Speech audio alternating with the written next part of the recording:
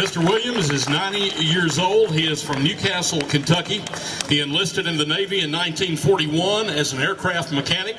He was stationed on an aircraft carrier Saratoga and the cruiser St. Louis. He was at Guadalcanal during the invasion. He was a gunner on dive bombers and torpedo bombers. He was transferred back to the United States in 1944. Mr. Williams, we appreciate your service. We honor you today. Let's give Mr. Alfred Williams a big round of applause.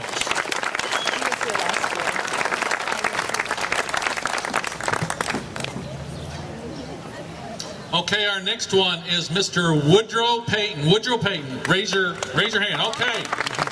A lot of you local folks know Woodrow.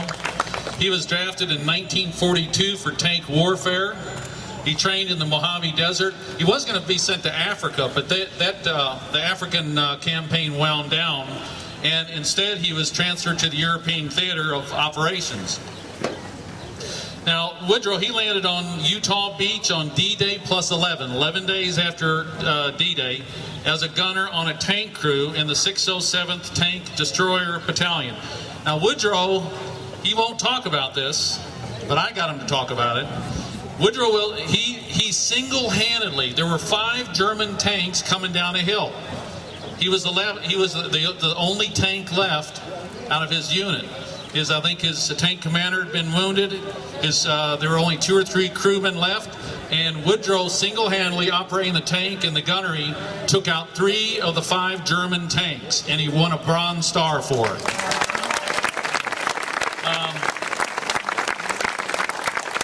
He was in the Battle of Metz, his other European campaigns. He transferred to the 90th Infantry after the Battle of Metz. He was discharged in November of 1945. Woodrow Payton.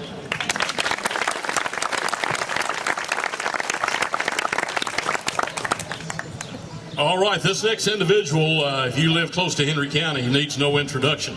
Mr. Pete Raymer from Smithfield, Kentucky.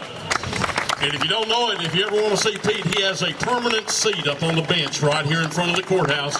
Pretty much every day you can catch Pete up there and you can talk to him.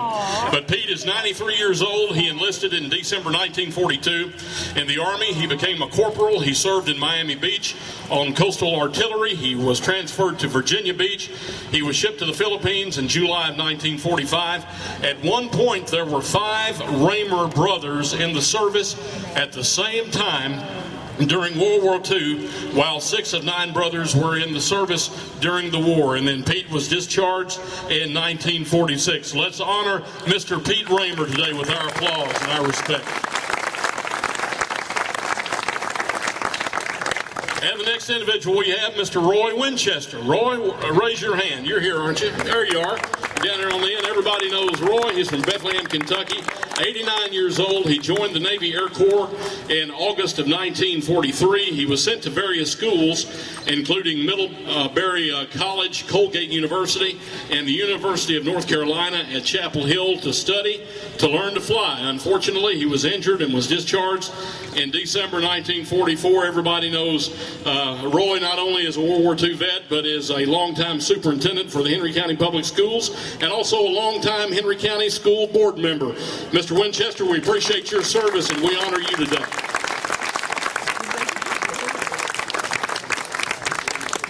And I forgot to say, Woodrow Payton is a young 93. Sorry about that, Woodrow. Okay, our next vet is Colonel Bill Pollard. He's a young 96. Where's Bill Pollard? He's just a youngster. And I see him driving up through town every day. I see him drive. I see William Mason drive. It's pretty cool. Bill was drafted in May of 1941. He served with the 93rd Coastal Artillery, the 2012th, and in April of 43, the 481st was formed. In January of 44, he was shipped to from North Carolina to Scotland. He was transferred to the 379th Coastal Artillery, where he manned artillery on floating harbors. On June 5th, the day before D-Day, he left England for Normandy. He was on a floating harbor, and he witnessed the whole D-Day invasion that morning. You talk about living history, Bill Pollard is it.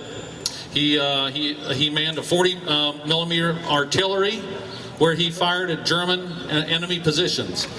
Bill saw extensive action in the ETO, European Theater of Operations, in Caen, Carentan, St. Lo, St. Maryglis, under General Bradley, and was near Nuremberg, Germany when the war ended. Let's give Bill a nice round of applause.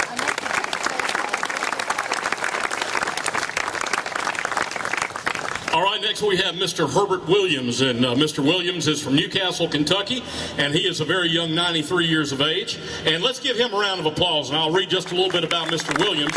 He enlisted in the Navy. He was sent to Hawaii and became a radio man on seaplanes and B-24s. He patrolled the Pacific, which included Christmas Island and Guadalcanal, looking for ships and planes to bomb and strafe. On one mission, a Japanese plane shot out the number 3 engine on his B-24. The crew regrouped and attacked the Japanese plane and brought it down. All right, Herbert lost one brother due to wounds sustained from fighting in France, and after receiving word his older brother had been killed, Herbert was sent home. And that is a true sacrifice, not only for the sacrifice that he made serving his country, but to know also that he had a brother who lost his life in the service of our country. Mr. Williams, we appreciate all you've done for us. Let's give him a big round of applause. Mr. Herbert Williams.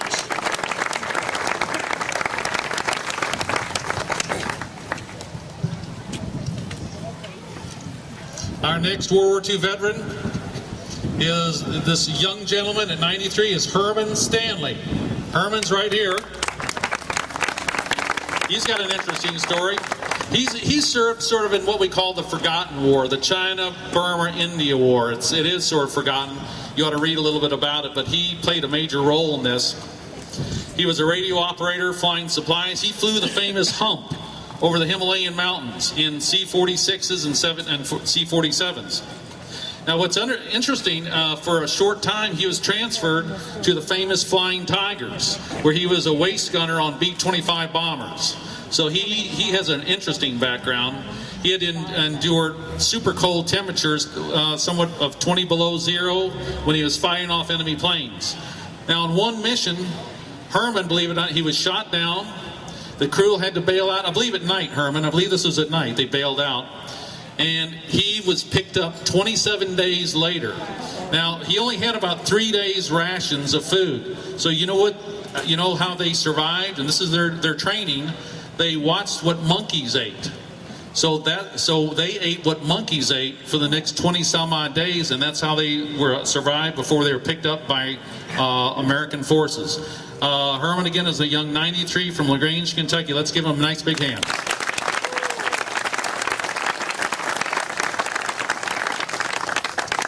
Our next vet is Herschel Raymer, brother. He's the young brother to this older man. Mr.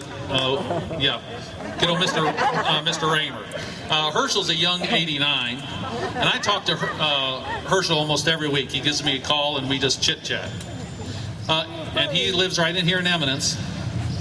He was drafted in 1944 to Camp Blanding in Florida, then Camp Butner in North Carolina. He boarded the USS Grant in January 45 to Le Havre, France.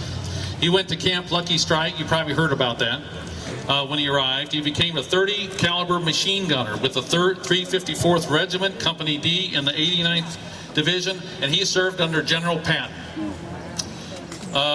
He saw extensive action in the harsh winter conditions. You all have heard how horrible it was in Germany in early of 1945, the coldest winter in years. He had to deal with that. When he crossed the Rhine River under enemy fire, the Germans had blown all the bridges. So he tells me the story, they had to get in these little bitty boats. He's got a book with one of these boats. They had to paddle across the river under small fire to get across to the other side. And he followed them all the way into Austria-German border at the end of the war. And again, it's Herschel Raymer from Eminence, Kentucky.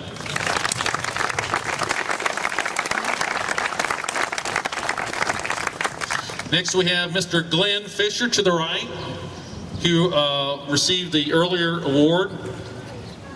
And when I first spoke to Glenn, he lives in Bedford, Kentucky. He's a young 88. So I was looking at his records. He enlisted in February of 1942. Now think about this. February 1942. He was born, October 10th, 1926.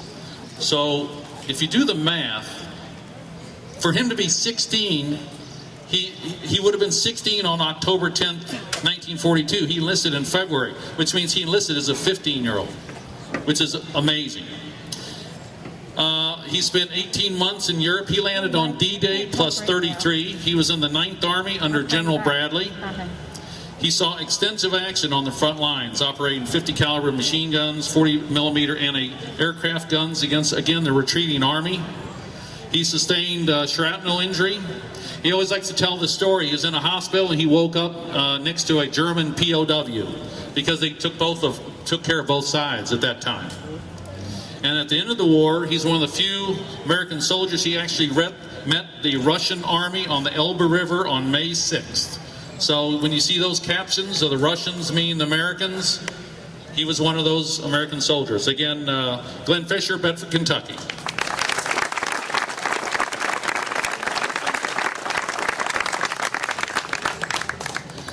Howard Griffin, where are you, Howard? Howard's down here, and he's a youngster too at 88. These are the young guys. Now, this is a very short bio on Howard because he really won't tell me a lot. He saw, and I haven't gotten all the detail, but he saw extensive action in World War II. He served in most theaters of the war. He hasn't gotten into detail with me about it, and I really haven't asked him. He fought in North Africa, then he was shipped to France, then he went to Italy. He was wounded in Italy, then he went back to Luxembourg, Belgium, and Germany. And he also participated in the Battle of the Bulge. Now what's interesting, he doesn't tell you about it, but he also fought in the Korean War, he also fought in the Vietnam War, and he earned 3 Purple Hearts.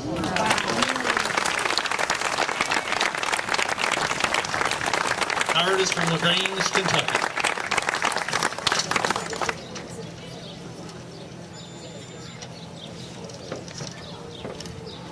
The next young man is right next to Howard, Raymond Bouldry.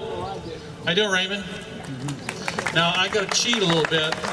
I had a chance on May 16th he was my compadre. He and I went on the honor flight together to Washington, D.C. that day. And it was quite a treat, I'll tell you that. He joined the service in May of 1943. Raymond is from Milton, Kentucky. He's a young 91. And he was with the 17th Airborne in the 506. You've heard the Band of the Brothers with the 506. He was with the 507th Parachute Infantry Regiment. On Christmas Day, he fought in the Battle of the Bulge. He took a C-47 from England. He landed in Reims, France, where he was taken by a truck to the front near the Moose River. He was refitting in France when he was called back to action, and he parachuted into Germany near Wesel, where he fought numerous campaigns as they traveled through the Ruhr Valley, again against the retreating German army. He was in Munster, Germany when the war ended. He was discharged in 1946. But what you need to do, look at his boots. Those are the same boots he wore in March of 1945 when he jumped into Germany.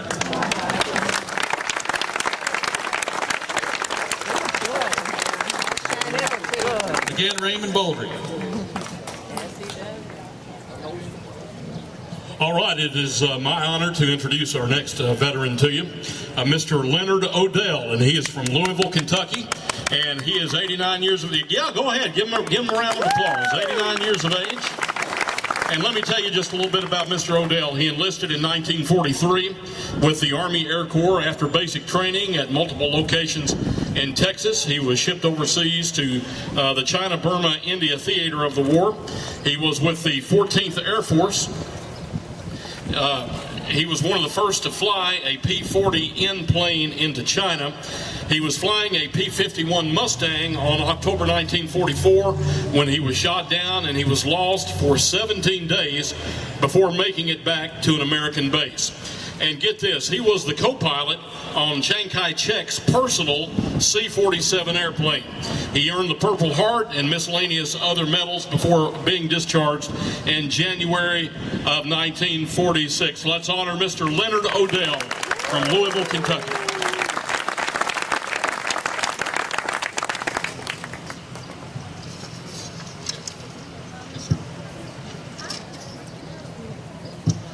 Our next World War II veteran, and I'm going to butcher this name, but I'm going to try. It's David Oberneufmann. Am I close at all? And I went and visited his home. He's right here. Great guy. I had a real nice interview with he and his wife there in Crestwood. He was drafted into the service in August of 1943. He reported to Fort Knox with a 26 Armored Replacement Battery Company C. He landed on D-Day plus 12. So we have a lot of D-Day plus 11, 12, 33, a lot of veterans here.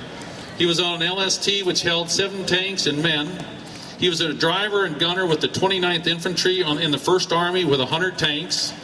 He was in St. Lo, France when the Battle of Bulge began, which was December 16th, 1944. When that happened, he was transferred to the 3rd Army with the 737th Tank Battalion under General Patton.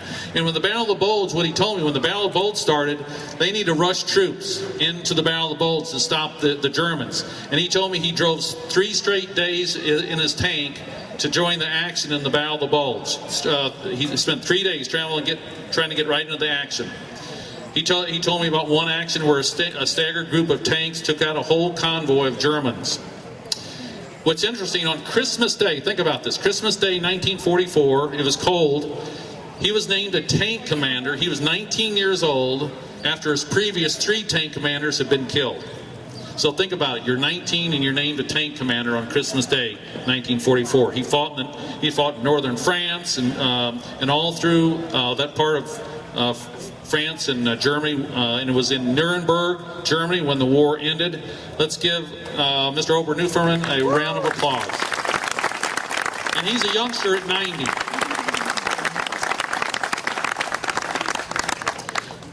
And I'm privileged to introduce our next one. He's the oldest young man here, Mr. William Mason. Mr. Mason. He's on the end down there. He's a young 98, and I still see him driving around town. It's really cool to see him driving. He does a lot of work with people. And I was fortunate to know him by knowing his granddaughter, Sandra Smith. So I'm really pleased to be able to know him. He was drafted in the Navy in January 1944, reported to Great Lakes Naval Air Station in Chicago. He became a company commander, and unfortunately, they were segregated units back then. And he was their company commander. I think he told me about 150 men back in 1944. After 4 months of training, he was transferred to the Norfolk Air Station in Norfolk, Virginia. He became a mechanic, and he told me he actually flew in airplanes to make sure that they were airworthy. He often flew with the pilots just to make sure that the planes were operating correctly. He also became a driver. He drove the base commander around, plus he also drove German POWs who'd been assigned to Norfolk to their work detail destination, and I think he told me he's either been married 76 or 77 years. I forget which one it is.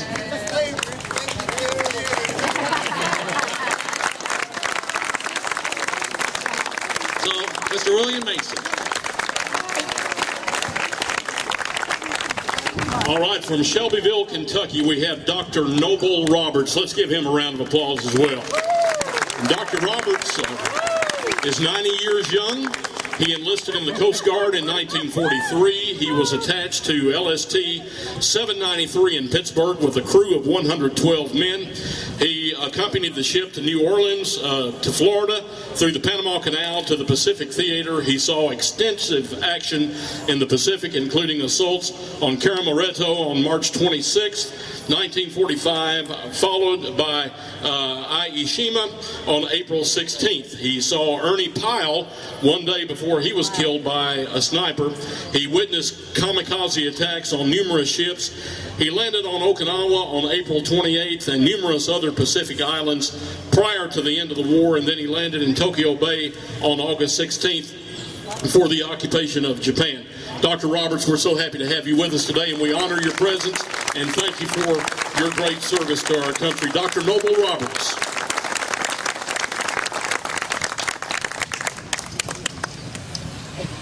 Our next distinguished guest is Mr. Ed Miles, Shelbyville, Kentucky, a young 91. Ed, where are you? Okay, he's right there. Okay. my dad flew B-17 bombers. He did not go overseas during the war, but he flew B-17s, and he transferred to B-29s towards the end of the war. So I do like bomber pilots, co-pilots, and crewmen. And Ed joined the Army in 1942. He was later assigned a waist gunner in the Army Air Corps on a B-24 4-engine bomber. He trained in Utah, Kansas, and Florida before flying to South America, North Africa, and finally to Halesworth, England. And he was with the mighty 8th Air Force. You hear about it all the time. Pretty cool. He flew his first bombing mission to Oldenburg, Germany on May 30th. He remembers the day he took his first bombing mission, May 30th, 1944. And now think about this.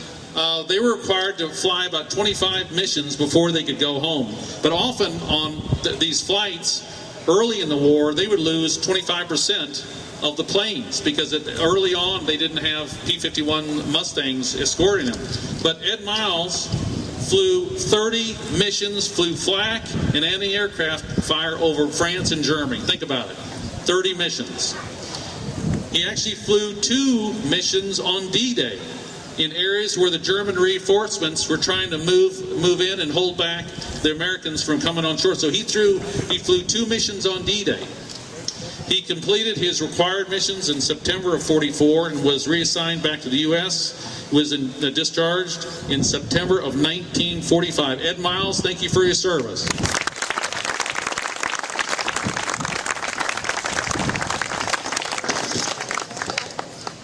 Our next gentleman is Steve Howerton, also from Shelbyville, Kentucky. I think these guys know each other. He's a young 92. Steve, where are you? Coming down.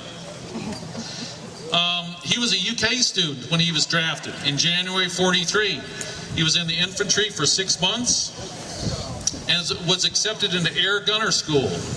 Now, Steve tells you he was colorblind. You're not supposed to go into the Army Air Corps colorblind. But he had kept it from them, and they said they had spent $10,000 training them, and when they found out he was colorblind, they said, look, we've got too much invested in you, you're going anyway. And that's what he said. He became a top and tail gunner for B-24s with the 465th Bomb Group. He was with the 15th Air Force. Now, he completed 35 missions, and if you know anything about bombers, he flew out of Italy, and he was one of these bombers. They're trying to destroy all the Ploesti oil fields in Romania. Those are some of the worst bombing raids were out of Italy, trying to destroy the infrastructure of Hitler's army. He also flew missions to destroy marshalling yards, oil refineries, and aircraft factories in Czechoslovakia, Austria, Hungary, and the Balkans. Towards the end of the war, he was fortunate to have the famous Tuskegee Airmen and their P-51s escort them on some of their missions, and he said they were awesome flyers. He was in Naples, Italy when President Roosevelt died. He was reassigned to Kearns Air Force Base in Salt Lake City, I think awaiting on further orders to the Pacific when the war ended. He was discharged in October of 1945. Steve Howerton, 92.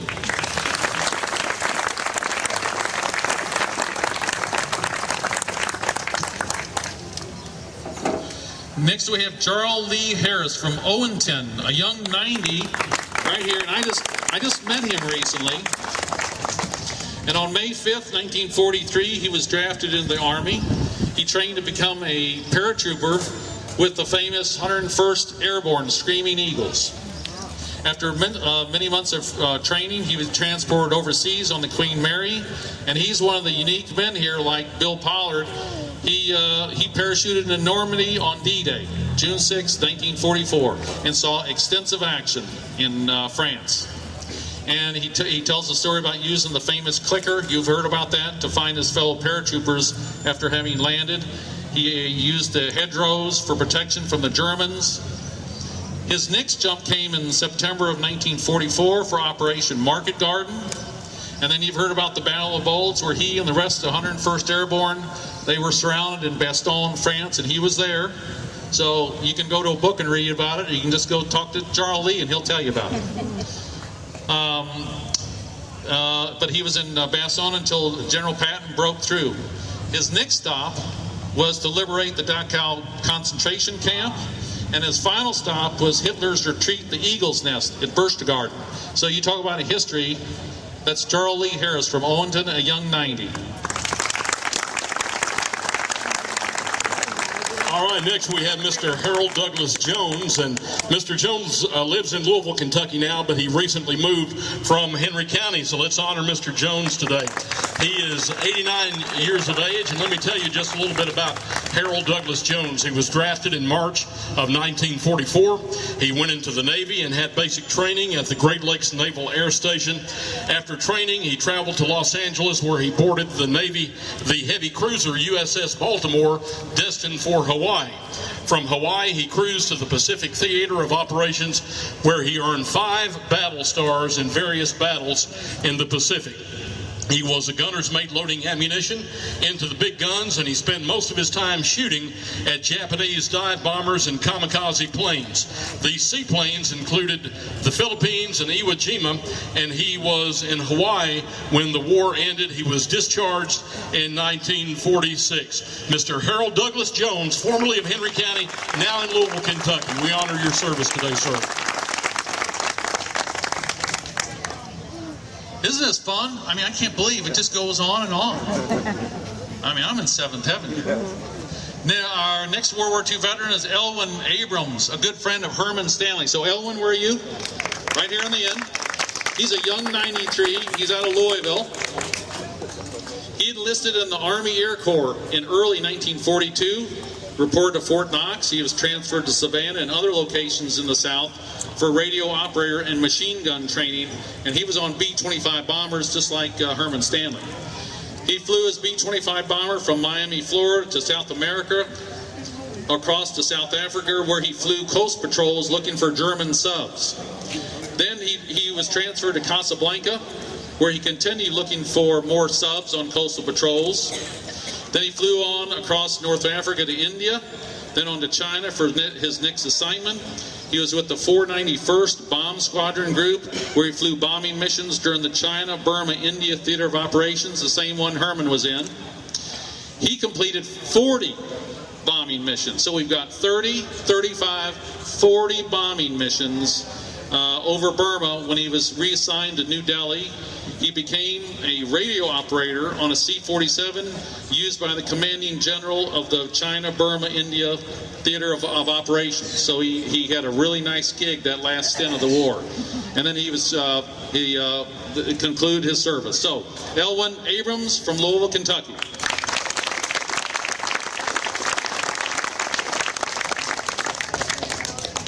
Would you join me in welcoming Mr. Raymond Carter from Louisville, Kentucky? He's our next vet that we want to recognize this afternoon. Mr. Carter was drafted in December of 1944, and assigned to the Great Lakes Naval Air Station in the Navy. He spent time in Fort Hood, Texas, and Fort Meade, Maryland, before being transferred to San Francisco. He spent 25 days on a ship cruising to the Philippine Islands. He saw some combat action as a rifleman on the Mindanao, clearing out remaining Japanese hiding on that island. After the war was over in August, he was shipped to Luzon through a terrible typhoon. In Luzon, he was transferred to the motor pool, where he became a light truck driver. He was discharged in May of 1946. Would you recognize Mr. Raymond Carter from Louisville, Kentucky, everybody? 93 years of age.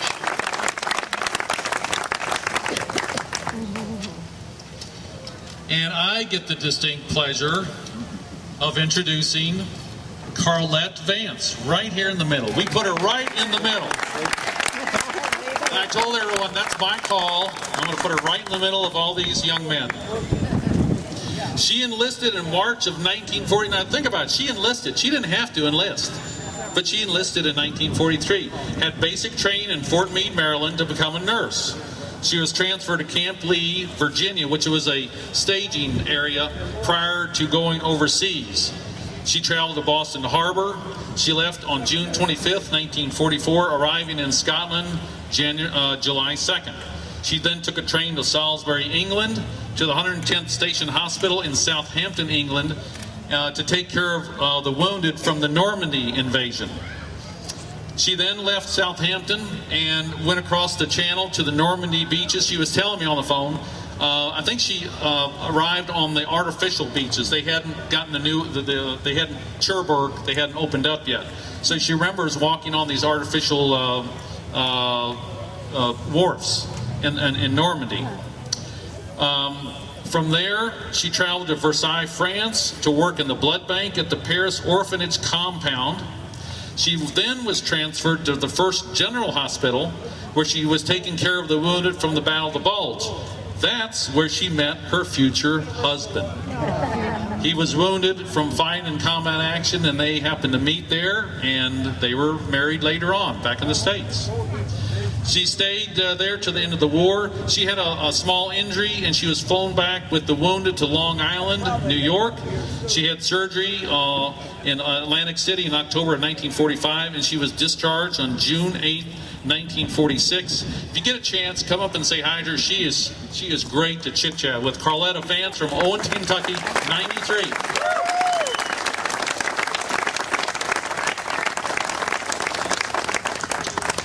Jeff, just how did you get to introduce the only lady veteran that we have here today?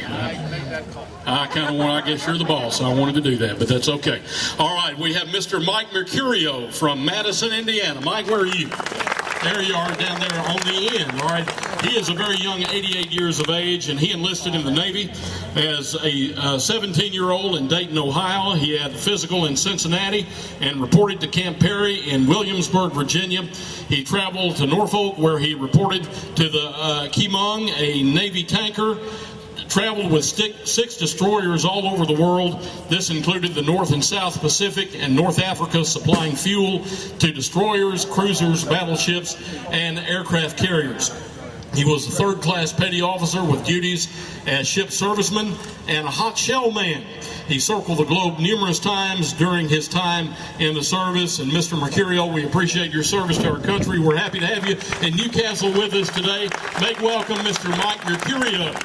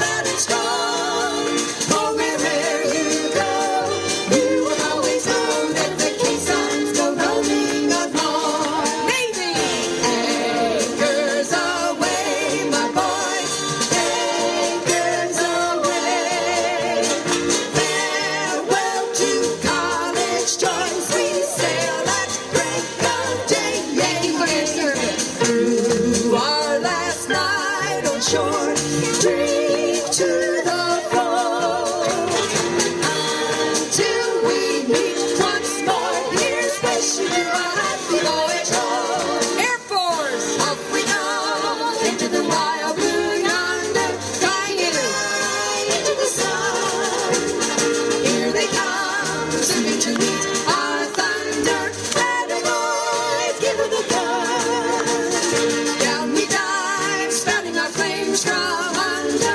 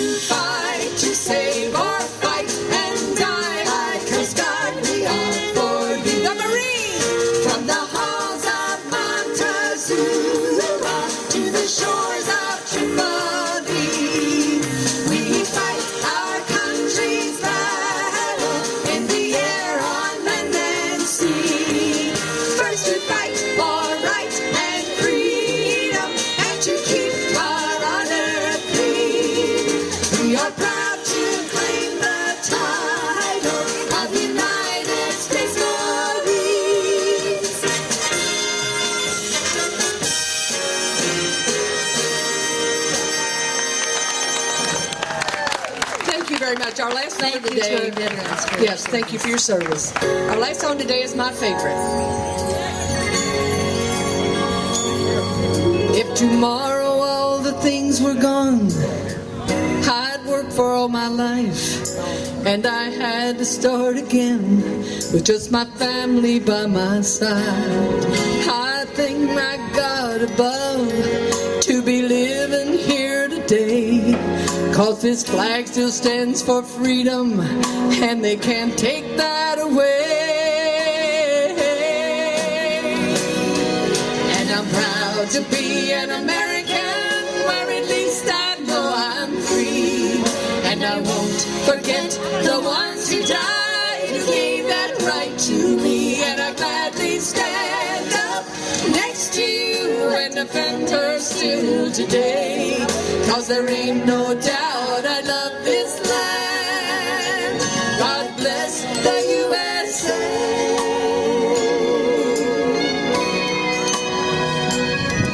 From the lakes of Minnesota to the hills of Tennessee, across the plains of Texas, from sea to shining sea, from Detroit down to Houston, from New York to LA, where there's pride in every American heart, and it's time we stand and say that I'm proud to be an American, where at least I know I'm free. And I won't forget the ones who died, who gave that right to me. And I gladly stand up next to you and defend her still today, 'cause there ain't no doubt I love this land. God bless the USA.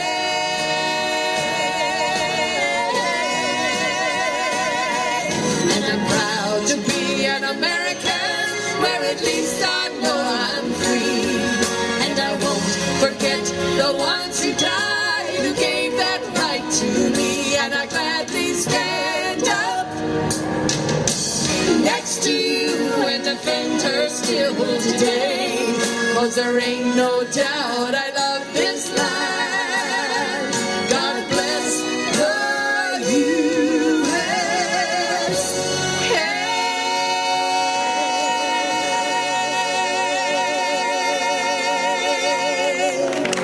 Thank you. We're the Ladies for Liberty. Thank you. Thank you very much. God bless our veterans.